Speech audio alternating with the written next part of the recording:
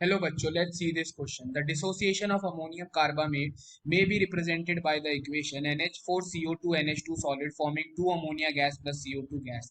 The delta H naught for the forward reaction is negative. The equilibrium will shift from right to left if there is option A, a decrease in pressure, option B, an increase in temperature, option C, an increase in the concentration of ammonia, and option D, an increase in the concentration of carbon dioxide. अब इस question को समझने के लिए हमें सबसे पहले कुछ इंपॉर्टेंट की कॉन्सेप्ट्स के ऊपर ध्यान देना होगा। और जो मेरा की कॉन्सेप्ट इस क्वेश्चन में यूज होने वाला है वो है हमारा ली चैटलियर प्रिंसिपल। ली चैटलियर प्रिंसिपल हमारे को क्या एक्सप्लेन करता है। सपोज अगर मेरा कोई इक्विलिब्रियम रिएक्शन है ए प्लस बी फॉर्मिंग सी। अब इस रिएक्शन में मैंने क्या किया, कोई भी चेंज कर दिया इसके प्रेशर में, टेम्परेचर में, वॉल्यूम में या कंसंट्रेशन में, जिसकी वजह से इसका इक्विलिब्रियम क्या हो गया, डिस्टर्ब हो गया एंड इट हैज शिफ्टेड। तो reaction will move in such a direction कि सच दैट वो उस चेंज को नलीफाई कर सके और वापस से इक्विलिब्रियम कंडीशन को अटेन कर सके।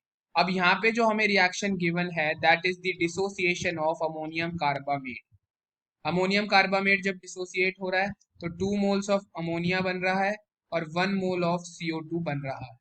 अब इस रिएक्शन में पूछा है कि इनमें से हम कौन से फैक्टर की मदद से इक्विलिब्रियम जो है वो राइट से लेफ्ट यानी बैकवर्ड डायरेक्शन में हमारा इक्विलिब्रियम क्या कर जाए, शिफ्ट कर जाए। तो पहला पॉइंट है डिक्रीज इन दी प्रेशर। तो अगर मैं प्रेशर को डिक्रीज करता हूं तो प्रेशर डिक्रीज होने की वजह से रिएक्शन उस डायरेक्शन में जाता है जहां पे number of moles of gas क्या होते हैं हमारे पास, ज्यादा होते हैं। बिकॉज प्रेशर कम कहाँ होगा, जहां gases moles moles of gases कम है, उसको नलीफाई करने के लिए रिएक्शन उस डायरेक्शन में जाएगा जहां पे number of moles of gases ज्यादा है। अगर हम देखेंगे यहाँ पे तो number of gases reactant side में तो कोई भी नहीं है, तो प्रोडक्ट साइड में गैसेस है 3 मोल, यानी रिएक्शन कहाँ जाएगा, प्रेशर कम करने पे reaction will go in the forward direction और equilibrium will shifted from left to right, right की तरफ इक्विलिब्रियम शिफ्ट हो जाएगा।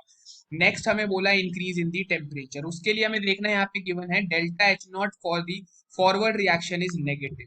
अब इस रिएक्शन का जो डेल्टा एच नॉट है वो है नेगेटिव। नेगेटिव है इसका मतलब ये रिएक्शन कैसा है, एक्सोथर्मिक, इसमें हीट रिलीज हो रही होगी।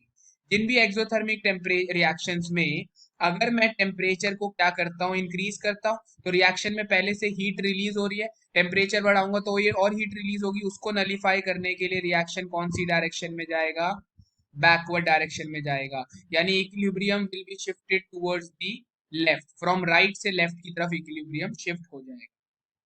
ऑप्शन सी है increase in the concentration of ammonia. अगर मैं अमोनिया की कंसंट्रेशन को बढ़ाता हूँ, अमोनिया यहाँ पे क्या है, एक प्रोडक्ट है, प्रोडक्ट की कंसंट्रेशन बढ़ेगी, उसको नलीफाई करने के लिए रिएक्शन कहाँ पे जाएगा, बैकवर्ड डायरेक्शन में, यानी equilibrium will be shifted from right to left. Option D क्या कह रहा है, increase in the concentration of carbon dioxide. अगर मैं कार्बन डाइऑक्साइड की कंसंट्रेशन को बढ़ाता हूँ तो carbon dioxide is also a product की कंसंट्रेशन बढ़ेगी तो उसको नलीफाई करने के लिए as per Le Chatelier principle reaction will go in the backward direction, यानी equilibrium will shift towards the left. तो कौन कौन से ऑप्शन में इक्विलिब्रियम राइट से लेफ्ट की तरफ शिफ्ट हो रहा है, option number B, option C and option D will be the correct answer. I hope you understood it well. All the best, thank you.